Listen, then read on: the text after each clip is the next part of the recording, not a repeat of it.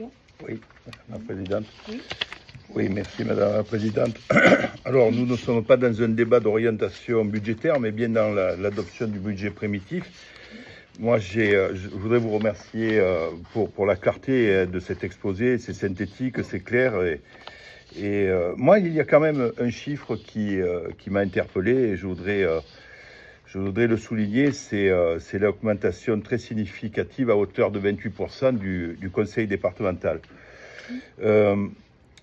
Ce chiffre-là indique deux choses. D'abord, il indique tout l'intérêt que porte la présidente du conseil départemental et son équipe pour cette délégation, et notamment pour les personnes en situation de handicap.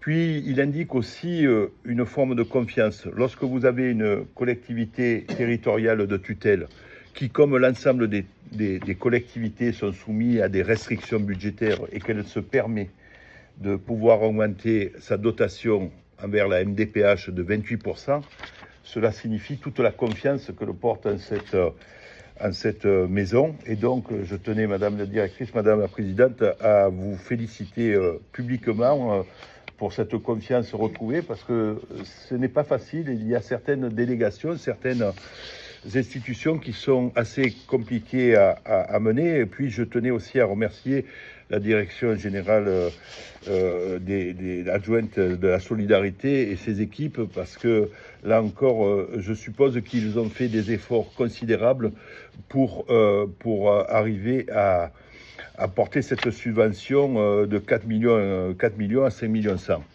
Et juste pour conclure, dire aussi que la solidarité est bien entendu le rôle principal du conseil départemental, mais je dois observer au moment où la loi nous demande de fusionner le bel âge et le handicap pour en faire de l'autonomie, eh bien, nous allons prochainement adopter au conseil départemental notre budget primitif.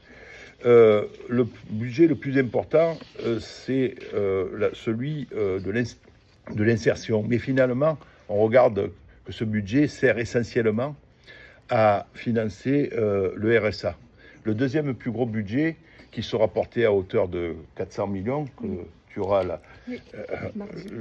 mardi, tu auras l'occasion de soutenir, c'est le budget du handicap. Et le troisième plus gros budget est celui du bel âge, à 330 millions d'euros. Cela signifie que le département de Vosges-du-Rhône engagera un budget de plus de 730 millions pour l'ensemble de l'autonomie. Excusez-moi, mais je tenais à le souligner, parce que au moment où quelquefois on peut critiquer les collectivités territoriales, en tout cas le conseil départemental assume ses tâches. Je voulais vous le dire, vous féliciter, Madame la Présidente. Merci beaucoup, Monsieur Perret, merci. Moi, je veux féliciter l'ensemble de mes équipes, parce que